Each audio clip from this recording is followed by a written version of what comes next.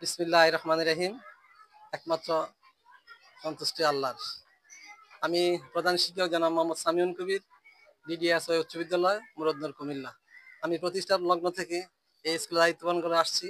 আমাদের এই 25 বছর রজত জয়ন্তী অনুষ্ঠান হতে যাচ্ছে আগামী 25শে ডিসেম্বর 2025।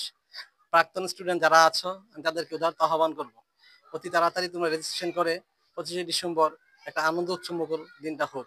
সবার সাথে সবার কথা হবে, দেখা হবে, কে কি করতেছি, কে কি ভাবতেছি, কে কোথায় আছে, এগুলো নিয়ে জল্পনা কল্পনা হবে।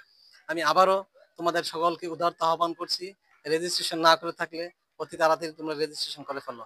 তোমরা নিশ্চিত অবগত আছো এবং জানো, এই যদিও বিদ্যাপীঠের বয়স অতি অল্প, 25 বছর, এই প্রতিষ্ঠান থেকে কিন্তু ডাক্তার, ইঞ্জিনিয়ার, কলেজ, ভার্সিটি পড়ুয়া অনেক স্টুডেন্ট কিন্তু বেরিয়ে গেছে।